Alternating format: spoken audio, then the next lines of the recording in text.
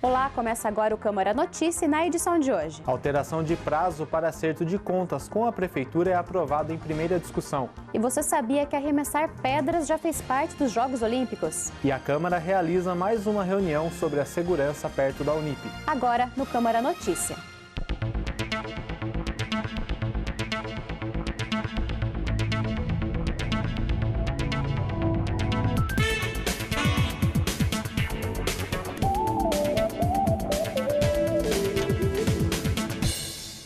Iluminação pública, poda de árvore e ronda ostensiva da Polícia Militar são ações divulgadas para a Unip na Comissão de Segurança Pública da Câmara. Foi realizada nesta quinta-feira na Câmara Municipal a reunião da Comissão de Segurança da Casa, junto com autoridades locais, em busca de ações contra a criminalidade na Unip Vitale, localizada no Parque Itália. Buscando auxílio dos parlamentares, o aluno Renato Bueno, que representa 600 universitários do campus, expôs os riscos que a falta de iluminação e as árvores sem poda provocam a quem frequenta o local.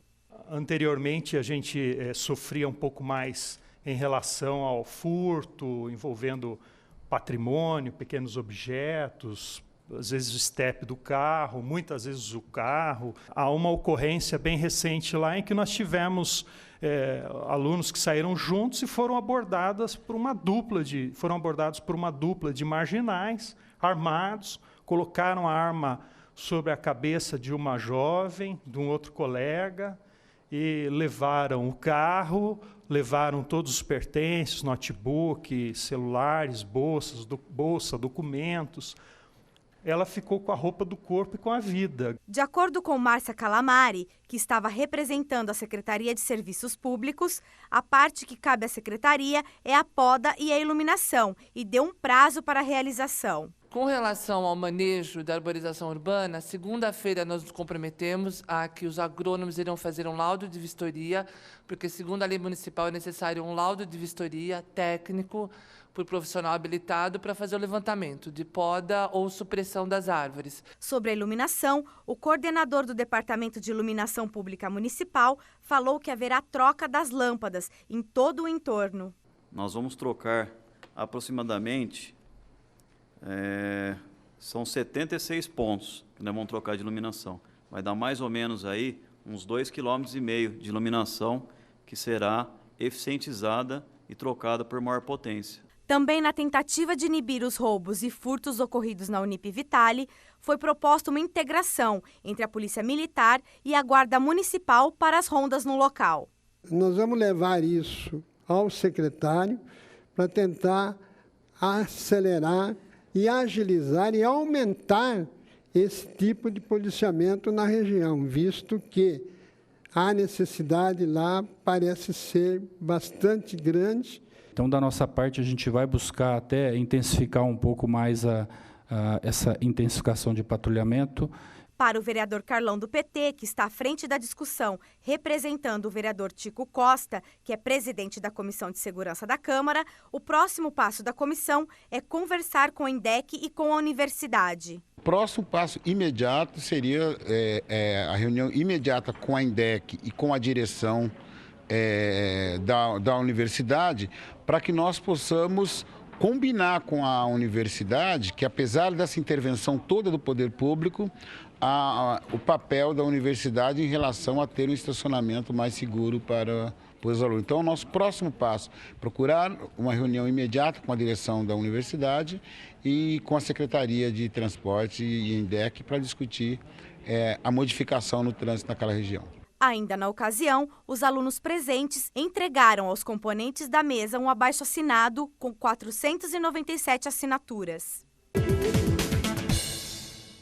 O vereador Paulo Búfalo protocolou um projeto de lei que pede a adoção de demonstrativo de formação de preços em processos licitatórios para a compra de alimentos. A lei vale para a compra realizada pela administração direta e indireta.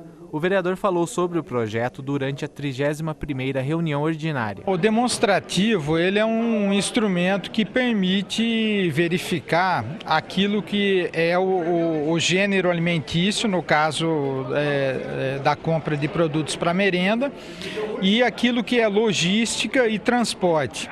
Há alguns motivos para isso, tanto pelo fato do preço do gênero alimentício poder ser fiscalizado com base, inclusive, numa bolsa de preços aqui da nossa central de abastecimento, como pelo fato também do recurso federal destinado à merenda dos municípios.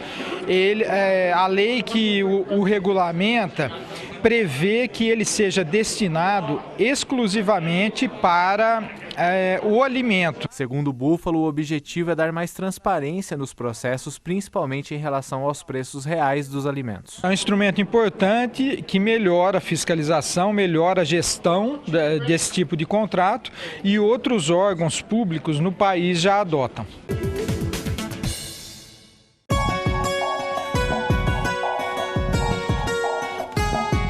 E o fim de semana vai ser de predomínio de sol, mas com uma nebulosidade variável que pode trazer chuvas, principalmente no período da tarde. A previsão é de que no sábado a mínima seja de 14 graus com máxima de 26. Já no domingo, a mínima fica em torno dos 16 graus e a máxima em 25.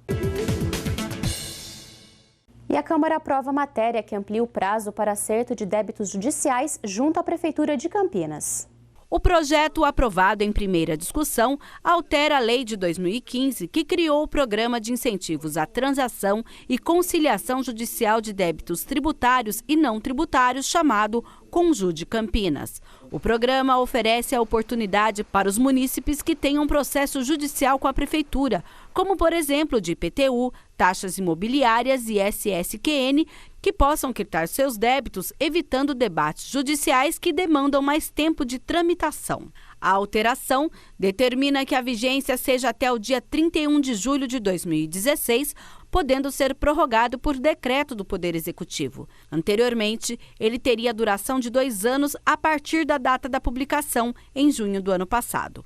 O líder de governo na Câmara explica a urgência da votação da matéria. Nós pedimos urgência nesse projeto, porque o quanto antes ele for aprovado, mais as pessoas vão poder fazer essa conciliação, que é importante, porque o contribuinte está com o seu débito na justiça e agora, com esse projeto, ele pode fazer uma renegociação muito mais favorável e, com isso, garantir a quitação do seu débito judicialmente.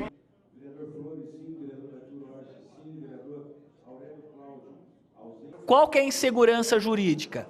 A lei previa que o programa seria por 2 anos. Agora a lei prevê que o programa se encerra no dia 31 de julho, podendo ser prorrogado por decreto.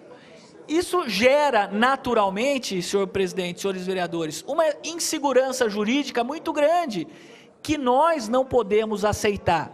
A proposta foi aprovada com 22 votos e na próxima quarta-feira será apreciada no mérito.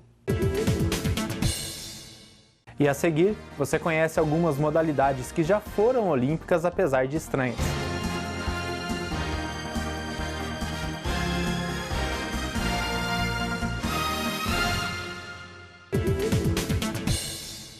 E o vereador Luiz Iabico propôs requerimento de aplauso no plenário à ação do Tribunal Regional do Trabalho, que promoveu uma audiência pública com empresários de Campinas e região para incentivar a contratação de jovens aprendizes. Com o objetivo de incentivar a contratação de jovens aprendizes e erradicar o trabalho infantil na região, o Tribunal Regional do Trabalho de Campinas realizou uma audiência pública com empresários da cidade para tirar dúvidas e esclarecer quais vantagens para a empresa e sociedade. Esse papel que a empresa representa na formação desses jovens é um papel importantíssimo para toda a sociedade, do qual ela não pode fugir. Então, há o aspecto social de você estar introduzindo o jovem no mercado de trabalho, mas há também a contrapartida para essas empresas que têm uma oportunidade, que eu digo que é uma oportunidade de ouro, de estarem qualificando e formando esses jovens para futuramente estarem a pleno vapor prestando serviço para essas empresas, né? Nós queremos com isso, nessa audiência pública, ouvindo várias pessoas, sensibilizar, sobretudo, os empresários a respeito da necessidade que nós temos de que os empresários passem a cumprir aquela cota dos 5%, pelo menos, de crianças e adolescentes no estudo. Num segundo momento, aí entra a fiscalização, aí entra o Ministério Público do Trabalho, aí, não é? Mas no primeiro momento nós queremos contar com a parceria das empresas que possam espontaneamente dar cumprimento, digamos assim, essa disposição. Na Câmara, o vereador Luiz Iabico, autor da Lei Municipal do Menor Aprendiz, fez um requerimento de aplauso à ação do TRT,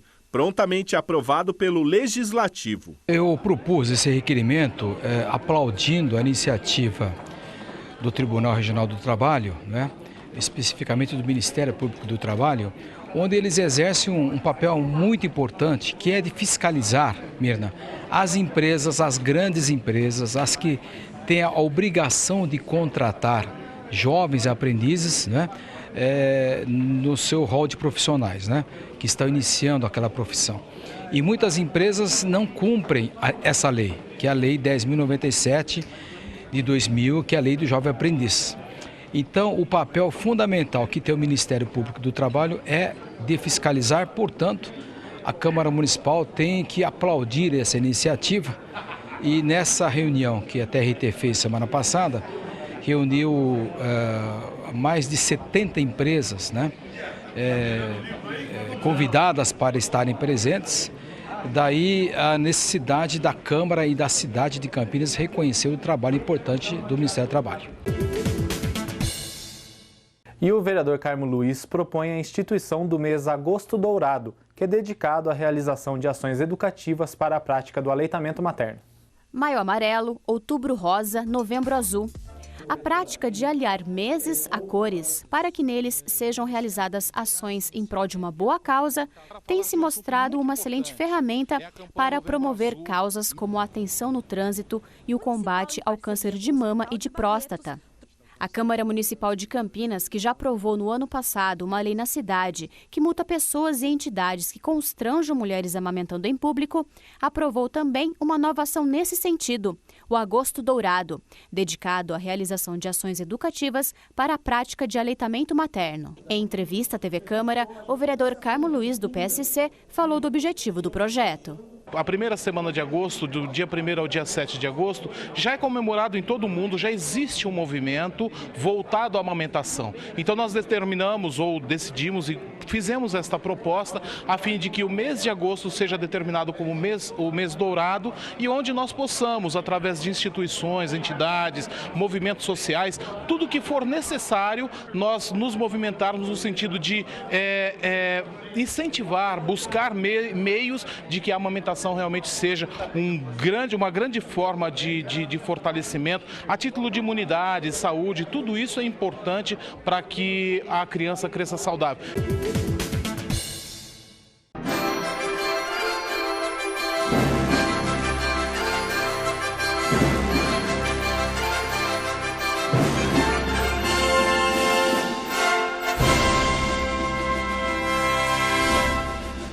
Em mais de 100 anos de história, a lista de modalidades olímpicas já sofreu algumas alterações. Nos primeiros Jogos da Era Moderna, bastava acreditar que um esporte teria nascido na Grécia para que ele fosse considerado olímpico. Hoje, é necessário que a modalidade seja disputada em campeonatos regulares em pelo menos 70 países. Isso explica o fato de alguns esportes deixarem de ser olímpicos. Arremesso de disco e dardo com as duas mãos, por exemplo, as duas provas participaram apenas de uma edição dos Jogos Olímpicos, a de 1912, em Estocolmo.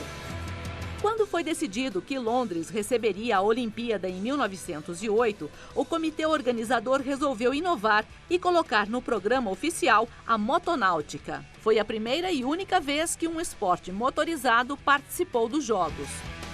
O cricket não vem da Grécia, mas da Inglaterra e nunca foi das modalidades mais populares. Nem mesmo em 1900, quando o COI contrariou sua própria tática e colocou o esporte na programação de Paris. Tanto é que houve somente a participação de 2 países, Grã-Bretanha e França, com vitória da Grã-Bretanha. Nunca mais voltou a ser disputado nas Olimpíadas. Uma brincadeira de criança valendo medalha de ouro. O cabo de guerra esteve presente em todas as Olimpíadas disputadas entre 1900 e 1920, quando ainda era considerado uma modalidade de atletismo. Levantar peso com as 2 mãos já não é fácil, imagine com uma só. O britânico Launceston Elliot ergueu nada menos que 71 quilos em 1896 e levou o ouro. Viggo Jensen, da Dinamarca, levantou pouco mais de 57 quilos e foi prata. Os outros concorrentes foram desclassificados. Depois dos Jogos Olímpicos de Londres, em 1908, o Comitê Olímpico Internacional optou por manter somente a categoria com 2 mãos. 7 atletas se dispuseram a pedalar durante 12 horas ininterruptas na primeira edição moderna dos Jogos Olímpicos em 1896. Apenas 2 cruzaram a linha de chegada. A prova acabou sendo realizada somente nos Jogos de 1896, em Atenas. Mais antigo esporte de hipismo, o polo, teve origem nas planícies da Ásia, na antiga Pérsia, na China e na Índia. A modalidade fez parte dos Jogos de 1900 e 1924 em Paris, 1908 em Londres, 1920 na Antuérpia e 1936 em Berlim. Durante esse período, Grã-Bretanha e Argentina dividiram o primeiro lugar no pódio. O motivo para sua saída dos Jogos foi o alto custo de transporte e os cuidados necessários com os animais. Cada jogador utiliza 7 cavalos por tempo de jogo e cada partida tem 7 tempos. Arremesso de pedras de exatos 6,4 kg já foi um esporte olímpico. Acredita-se que a modalidade tenha surgido na Irlanda e na Escócia no século XVIII. A partir dos Jogos de St. Louis, em 1904, as pedras foram substituídas por um peso de igual diâmetro, originando o arremesso de peso até hoje presente nas Olimpíadas. E o Câmara Notícia dessa edição fica por aqui. Até a próxima. Até a próxima.